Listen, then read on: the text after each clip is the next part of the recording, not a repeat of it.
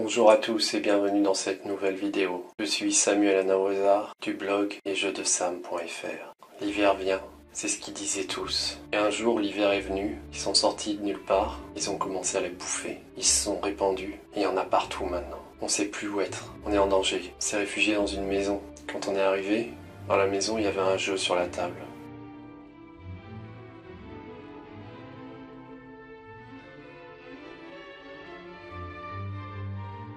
Ils ont voulu jouer, moi je faisais le gay. Il y avait Alice, Fanny, Noémie, Emeric et Mathieu. Ils se sont bien amusés. Le jeu s'appelle Dead of Winter.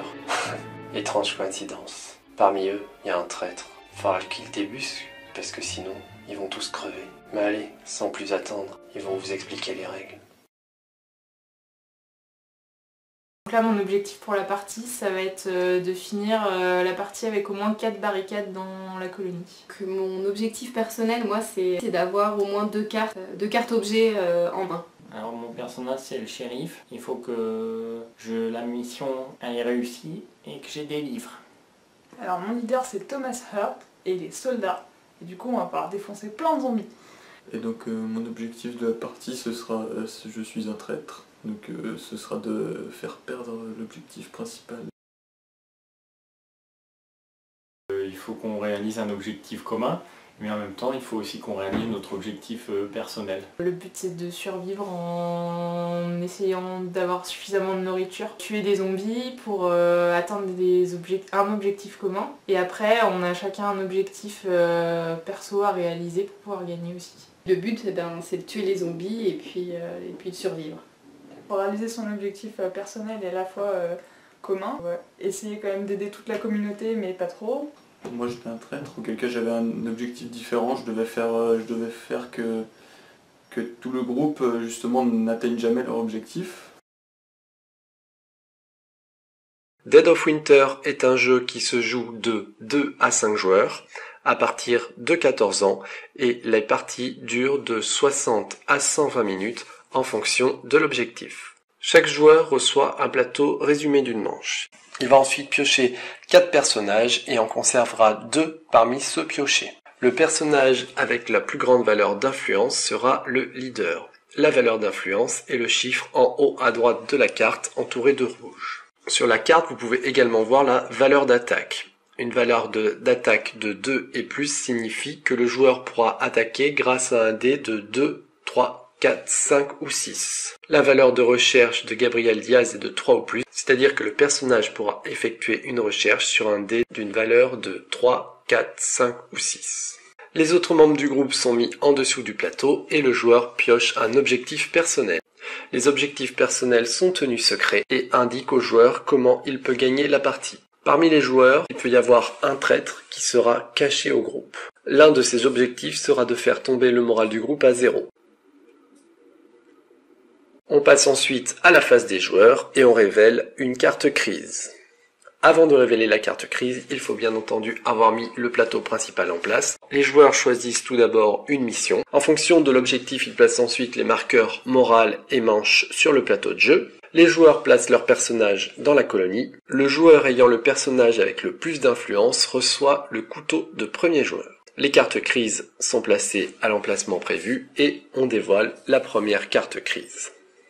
Ici, l'objectif de la carte crise est de récolter des cartes nourriture. Les cartes nourriture seront placées à l'endroit indiqué par la flèche. Les cartes objets défaussées pour la prévention de la crise sont posées face cachée. À la fin de la manche, on s'assurera qu'il y a assez de cartes nourriture pour prévenir la crise.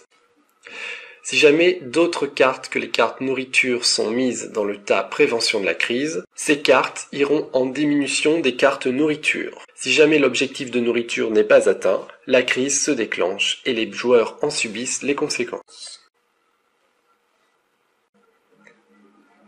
Chaque joueur lance ensuite ses dés d'action. Chaque joueur possède autant de dés d'action qu'il a de personnages plus un dé. Donc ici, le joueur possède 3 dés d'action. On passe ensuite au tour des joueurs. Les joueurs peuvent réaliser des actions qui nécessitent un dé d'action ou réaliser des actions qui ne nécessitent pas de dé d'action. Lors du tour d'un joueur, le joueur assis à sa droite doit piocher une carte croisée des chemins.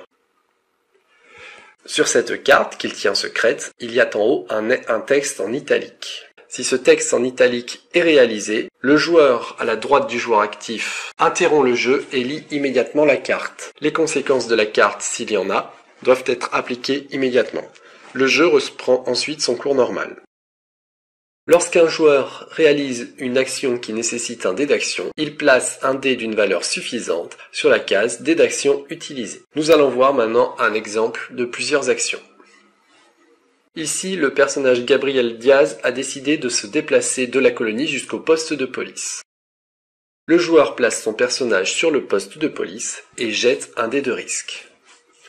Le dé de risque indique une blessure. Gabriel Diaz place donc une blessure sur la carte de son personnage. Gabriel souhaite maintenant attaquer l'un des 2 zombies qui se trouvent au poste de police. Pour cela, Gabriel utilise un dé d'action d'une valeur de 4. Il élimine immédiatement un zombie et relance un dé de risque pour voir s'il n'a pas été blessé. Il décide ensuite d'utiliser un dé d'action d'une valeur de 5 afin de fouiller le poste de police. Il pioche donc la première carte poste de police et la place dans sa main. Il décide ensuite de placer une barricade au poste de police. Pour cela, il utilise un dé d'action d'une valeur de 1. Il place une barricade. Les barricades empêchent un zombie de rentrer au poste de police. Une fois que tous les joueurs ont joué, on passe à la phase de la colonie.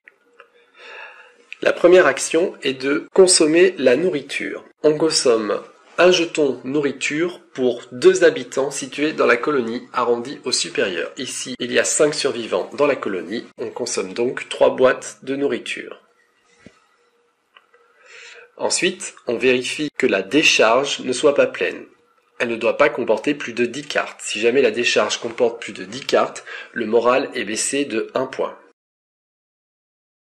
On résout ensuite la crise en vérifiant que l'objectif est bien réalisé. 4e étape, les zombies arrivent. Dans la colonie, il entre un zombie pour 2 survivants. Ici donc, les survivants sont au nombre de 5, 3 zombies rentrent.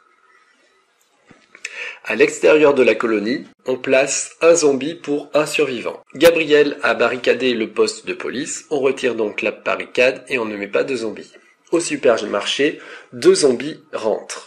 La limite maximale de 4 zombies est dépassée, le personnage avec la valeur d'influence la plus basse est donc éliminé. L'élimination d'un personnage fait perdre 1 point de morale à la colonie. Une fois que les zombies ont été ajoutés, on vérifie si les conditions de victoire sont réalisées. Si elles ne le sont pas, on déplace le compteur des manches d'un cran. Une nouvelle manche reprend. Le joueur qui a le poignard premier joueur le passe à son voisin de gauche. Le jeu peut se terminer de 3 façons. Si le moral de la colonie tombe à 0, si le compteur tour de manche est à 0, ou si les conditions de victoire de l'objectif principal sont remplies. À ce moment-là, tous les joueurs dévoilent leur carte objectif. Tous ceux qui ont réussi l'objectif gagnent. Ceux qui n'ont pas réussi l'objectif perdent la partie. J'ai pas réalisé l'objectif qui m'était donné. Parce qu'on a beau fouiller, on n'a pas eu de carte objet qui s'équipait, donc on n'a pas pu équiper nos survivants de carte objet. J'ai réussi à avoir mon objectif. Bon, l'objectif personnel n'était pas très difficile, mais bon, malheureusement, on n'a pas réussi à atteindre l'objectif commun. J'ai perdu. Ah bah non, moi j'ai pas réussi ma mission parce que je devais équiper mes personnages de cartes avec le symbole des livres et j'ai à aucun moment pioché de cartes avec des symboles de livres. J'ai pas réussi mon objectif parce que en fait on avait quand même pas mal de choses à faire à côté et j'ai pas vraiment utilisé mes dés pour construire des barricades. Au début, quand j'ai vu que j'étais traître, je me suis dit oula, on va y aller doucement et tout. Ça bougeait pas trop de mon objectif, du coup il y a un tour, je me suis dit bon là il va falloir que ça bouge un peu quoi. J'ai ouvertement embêté on va dire tout le reste du groupe quoi, en les laissant un peu dans la merde. Du coup je me suis fait exiler mais j'ai quand même réussi à gagner juste le tour suivant.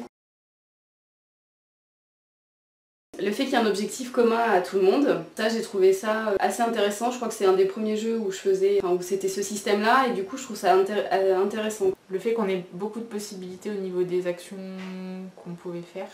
Ah bah, j'aime bien parce que ça ressemble au jeu zombie. Mais j'aime bien la thématique surtout. J'aime bien le système de cartes où il faut voir à chaque fois s'il y a un événement pendant le tour d'un autre genre, parce que je pense que ça permet que du coup on reste pas inactif. Ce qui est sympa, c'est vraiment la diversité des objectifs, on va dire, à accomplir. On a beaucoup d'actions disponibles, on va dire, à chaque tour de jeu, quoi. Quand il y en a un qui a 6 personnages, c'est long, son tour de jeu. Des fois, quand on commence à être nombreux, on a un peu longtemps sans jouer, quoi, du coup. Mon tour passe vite, enfin, je fais mes 2-3 actions et puis après c'est super long, quoi. Donc, Il n'y a pas beaucoup d'interaction au final. Et à part voilà, mettre des cartes en commun pour essayer de sauver tous les survivants, au final je trouve qu'on n'a pas beaucoup d'interaction. Alors après, c'est pas vraiment un élément que j'ai pas aimé, mais le fait qu'il y ait un traître parmi nous, c'est assez difficile, je trouve, de le contrer. donc dès qu'on repère un comportement un petit peu suspect, de ne pas hésiter à exiler. Bien penser à résoudre les crises. Enfin, faut faire attention aux crises de la nourriture parce que c'est ce qui tue à la fin. Ça serait vraiment de pas se laisser aller quand c'est pas notre tour et de bien suivre le jeu des autres aussi. Ouais, je dirais que quand on est traître, ce qu'il faut au début, c'est au moins pendant 1 ou 2 tours d'aller bien dans le sens du groupe et après d'essayer de se révéler que quand on a un plan sur plusieurs tours. Je déteste le traître.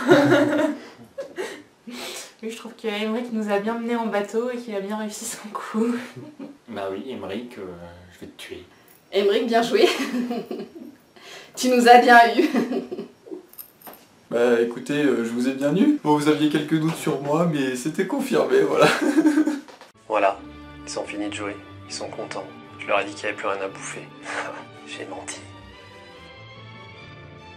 Et maintenant qu'ils sont partis, j'ai le temps de faire cette petite vidéo. Alors si elle t'a plu, tu cliques sur j'aime, tu la partages. T'as intérêt à le faire, parce que si tu le fais pas, je le verrai sur ton mur que t'as pas partagé. Et si t'as pas partagé, ça va pas me plaire. Et si ça me plaît pas, on viendra chez toi chercher de la bouffe. Allez, on se retrouve dans un prochain article. Bye bye.